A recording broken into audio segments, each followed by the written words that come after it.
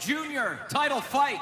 Please welcome from Denver, Colorado. He's gonna fuck Mike Alvarado name Mile up. High Mike Alexander. Alvarado. Mike Ooh. Alvarado, my bad brother, Mike Alvarado. Ooh. Give us a pose, bro. 40-4, 28 KOs. Mile High Mike, former WBO super lightweight champ, big puncher, loves the action. Looking for another title fight, coming off 6 wins for Mike Alvarado. in a row. Mike Alvarado. Already, this announcer dude's messing Please up. welcome to the scale from South El Monte, Arnold Barboza Jr. 20-0 with 7 KOs. 140. So let's pause the video for a little bit. Looking for a possible title fight after this match. This is the chief undercard, the co-feature to Loma versus Crolla, top rank on ESPN Plus. And the winner of this is going to be going on to likely fight Jose Ramirez at 140 pounds for the WBO. No, wait. WBC 140-pound title. Bob Barron was talking about it yesterday at the weigh-in. And yes, Mike Alvarado was still around 40-4 with 28 KOs. And yes, he's been winning since he lost to Brandon Rios in the 3rd fight back in 2015. So the question is, does Mike Alvarado still have anything left in the tank? And frankly, for what I've been seeing, and I've been watching these fights on the top rank on ESPN undercards, he's been knocking people out. You know, the Josh Torres, you know, yeah. But for the most part, he's been busy and really been looking good. If you haven't been watching, you got to watch the whole ESPN Plus undercards. But I'm going to pause the video and be back. We're going to watch the Loma Crolla weigh-in later on in the video. And now we're going to pause for a little bit and wait for Mike Alvarado and Arnold Barboza's interviews. I'm TstreeT Controversy. This is TstreeT Controversy Live on FightView360.com. Please subscribe. We're not doing this for our health. Alvarado right now. Thank you very much, Max. So, Mike, you made 140 pounds for the first time since you faced Ruslan Provodnikov in October of 2013. How do you feel? I feel great. You know, after February 15, 2015, I surrendered my life over to the Lord and cleaned me up. And ever since then, been favoring on me. And I've been working hard. And, you know, he put that passion back into my heart to give it another run and to make all the sacrifices and, you know, all the dedication that it takes to be a champion. So I'm here. I'm ready to show it. I'm ready to showcase what I've been doing, and I've been, you know, experimenting with one of the best professors in the boxing game. So I'm happy. I'm ready to go and showcase and to put on a good show. You know, a win against Barboza can catapult you into a world title opportunity in the same weight class where you've already been an interim world champion. How do you take advantage of this opportunity? Oh, you know, I've had a lot of experience over Barboza. He's never been in deep waters like I have in my past fights. But, you know, this time around, it's way more clean for me in my life. And, you know, I'm way more in better shape. So, you know, I'm happy about it. So I'm ready to put on a good performance Friday night, you know, and you know, make my team happy, make my life, you know, and just do it right. So I'm ready. Thank you very much. Now we send it over to Mark Kriegel with Arnold Barboza. Thank you, Bernardo. Arnold, you're the prospect. He's the name. Jersey. You want the title shot. What do you have to do tomorrow night to make sure that happens? Oh, we're going to break him down. You know, we're going to break him down. We got to beat Mike convincingly, and we got to look good doing it. You know, we're not here to play no games. You know, I'm not caught up in the moment at the Staples Center and all that. I mean, it's an honor, you know, but at the end of the day, it's work. You know, it's work and it's business. And we're ready for that title shot. We're not looking past him, but we got our eyes on something bigger prize.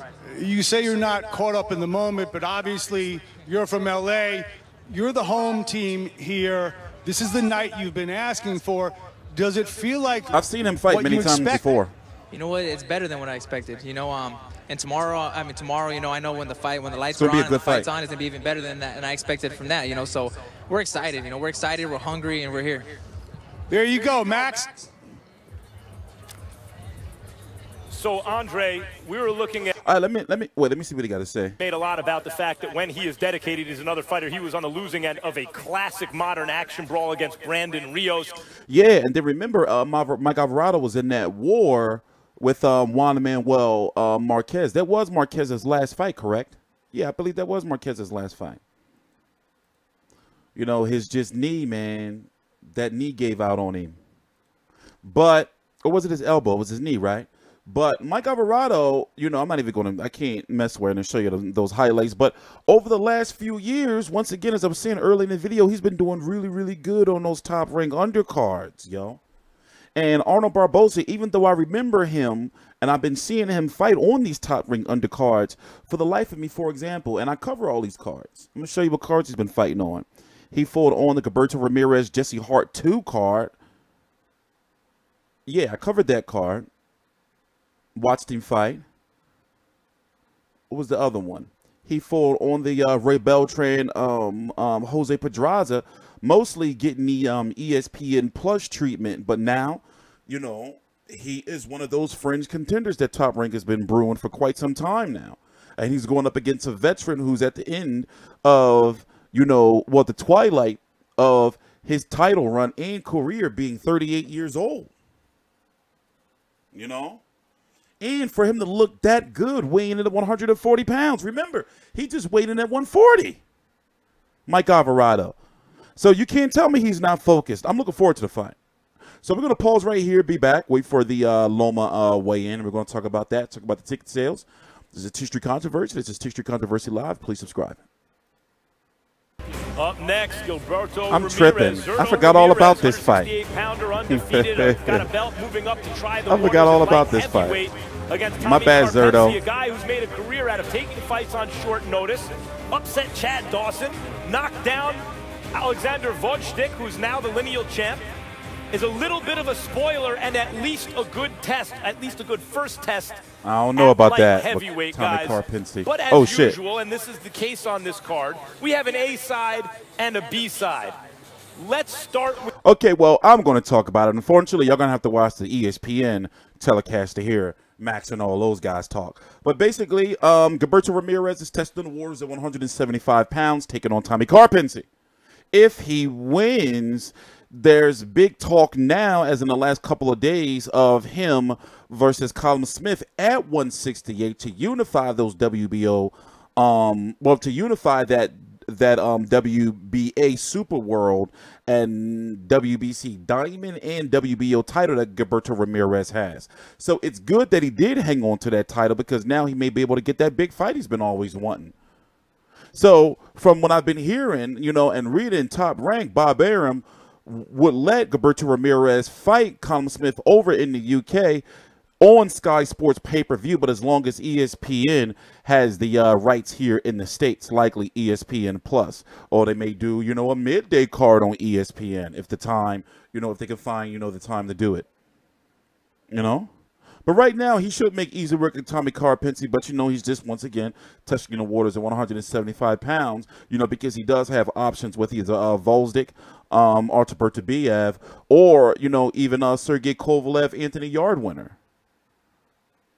So he does have some options there. Also, Jesse Hart is now at 175 pounds. But we're going to go watch the weigh-in, listen to the post weigh-in interviews, and I'm going to be right back. Karpency. Record of 29-6-1. Two-time world title challenger, coming off 3 wins in a row. Did y'all notice what they're doing? 174.6 for Tommy Karpency. 174.6. They're doing the weigh-ins earlier, challenger, like UFC, Mexico, and then just having them step on the scale. 39-0 with 25 KOs. WBO super middleweight 174.6. This is not his light heavyweight debut.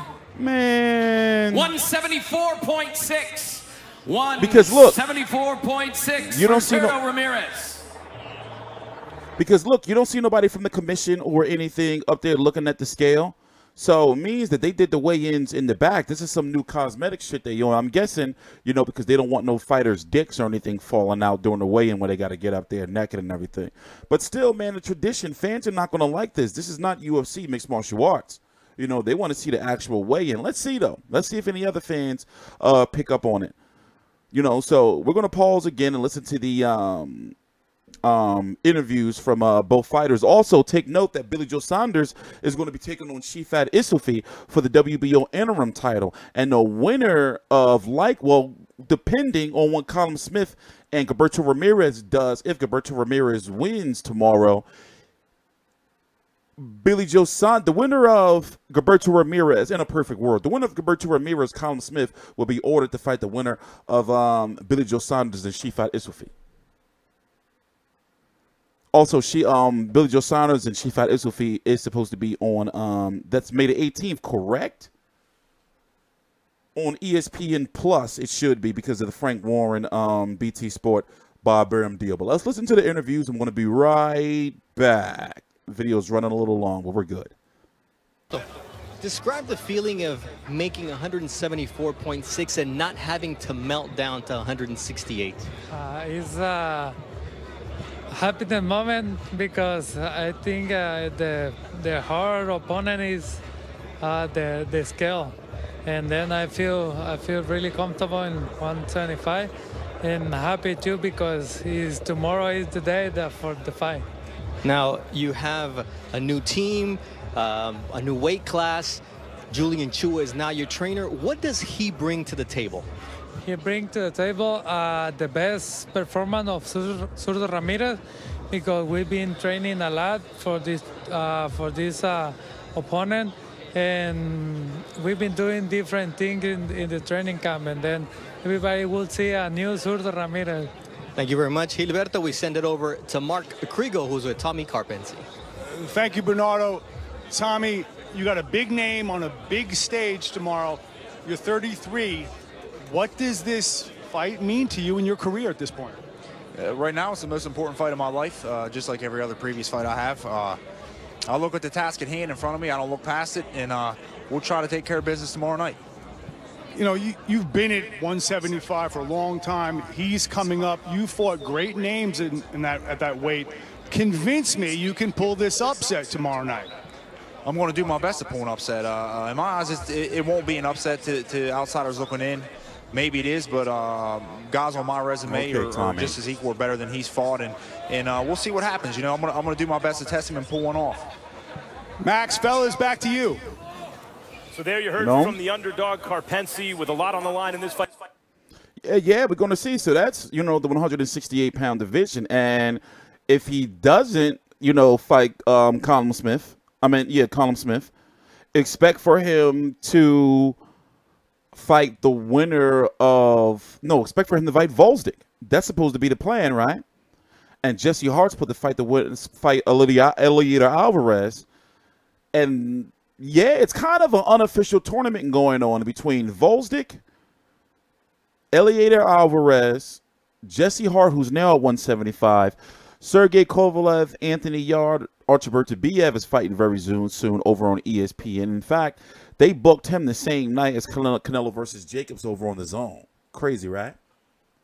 So the 175-pound division is pretty lit. But since we're short on time and we got to devote as much time as we can to Loma weigh-in, which is coming up next, we are going to take likely the last break of the stream.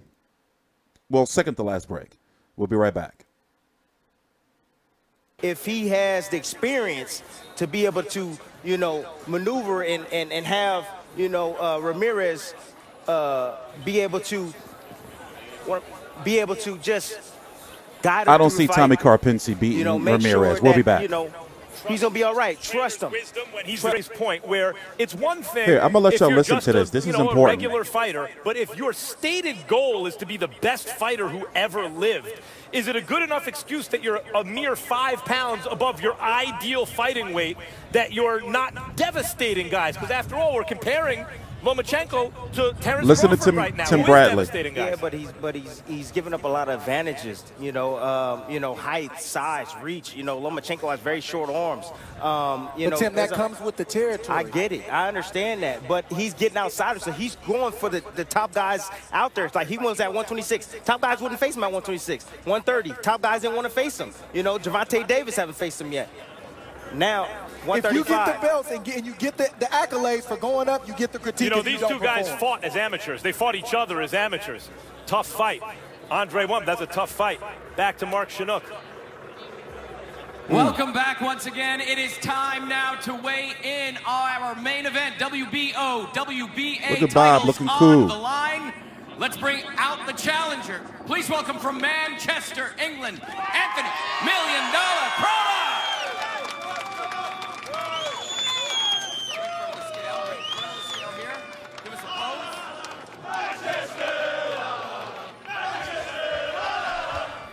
Got some fans in the building. 34-6-3 with 13 KOs, weighing in at 134.8. Anthony $1 Million Crolla. Good job, Let's bring mate. out the champ from Odessa, Damn, Ukraine. Loma. Please welcome Vasyl. Bad out of hell. 12-1 with 9 KOs, two-time Olympic gold medal winner. 134.4.